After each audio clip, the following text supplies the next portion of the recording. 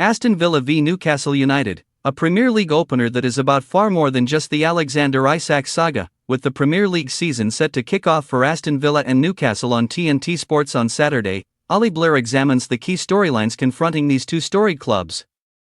The visitors are deep in a transfer saga surrounding main man Alexande Isak, who wants out, while Villa are looking to topple the side that pipped them to UEFA Champions League football on the final day of last season. The Premier League returns this weekend as Aston Villa's clash with Newcastle United takes center stage on TNT Sports and Discovery. It's an opener packed with narratives, not least the situation surrounding Magpies striker Alexande Isak, who will miss the clash as he tries to force a move away from St James Park. Ahead of the clash, Ollie Blair takes a look at the big talking points: how Newcastle's elite wingmen can ensure Magpies soar again, Ally versus Fletch. The new TNT Sports predictions battle starts here. The Isak problem. To the dismay of Newcastle fans, the Isak saga remains unresolved and is likely to hog the headlines into the first couple of game weeks.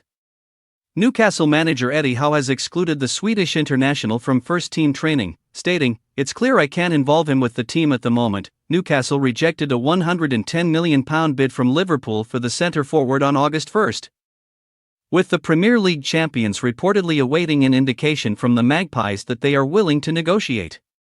No such message has been forthcoming, and Newcastle are seemingly open to reintegrating Isak into the squad if he, in kind, shows a willingness to cooperate. If Liverpool are to cough up the reported £150 million it would take to secure Isak's services, there might finally be a conclusion to this frustrating. But for now, it looks like Newcastle will be without their talisman, or a big check, before they kick off against Aston Villa. Newcastle's under-the-radar signings. The hoopla surrounding Isak's whereabouts has distracted from a transfer window worthy of a UEFA Champions League level side. Anthony Alexande joined the Magpies early in the summer for a reported £55 million after a breakout season at Nottingham Forest. He fills a clear area of need for Newcastle in the right-wing position, providing directness and precision to house counterattacks. German international Malik Thiaw signed from AC Milan for £34.6 million. A tactically astute centre-half well-versed in the intricacies of Italian defensive structures. Thiaw provides depth and quality for a team that will need it heading into the blender that is Champions League football. Bringing Southampton's Aaron Ramsdale in on a season-long loan is another sensible piece of business. He's performed at the highest levels and permits how to place new emphasis on playing the ball out from the back, bringing a different dimension to Nick Pope. Jacob Ramsey's expected £38 million switch adds depth and versatility to a high-functioning midfield, perhaps giving Howe another ace up his sleeve. If Newcastle are to capture the signings of Brentford one-away Yoane Wissa or Chelsea's Nicholas Jackson, they will have enjoyed a successful window, setting them up for a strong push on four fronts. Regardless of the outcome of the Isak situation, Ramsey poised to swap Villa for Newcastle. Ramsey's imminent move from Villa to Newcastle adds some extra spice to this Premier League opener, even if he is unlikely to feature. Amidst the complicated noise of PSR compliance, Newcastle are set to secure the signing of a top talent, who may otherwise have proved unattainable.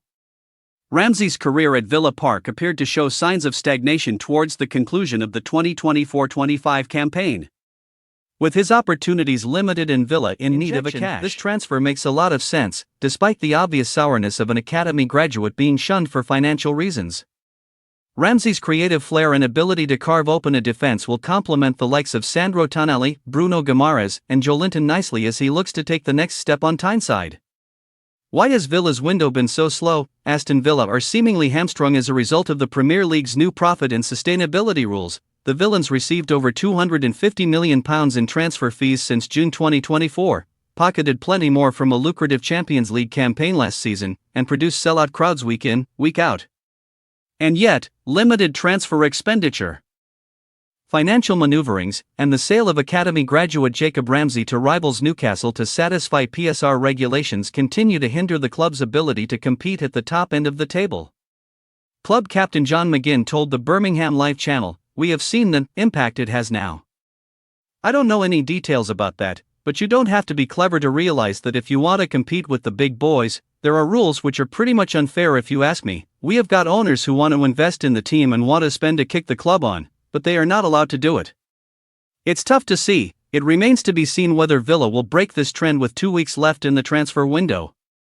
But, for now, they will need to improve on the margins to keep competing at the top level. Villa out for revenge. Villa and Newcastle engaged in a grueling dogfight for the newly coveted fifth-place Champions League spot last season. In a race that ran all the way to the final game of the season, Newcastle came out on top after a rare lapse in concentration from Emiliano Martinez, who saw red in Villa's closing fixture at Old Trafford, resulting in a 2-0 defeat to Manchester United.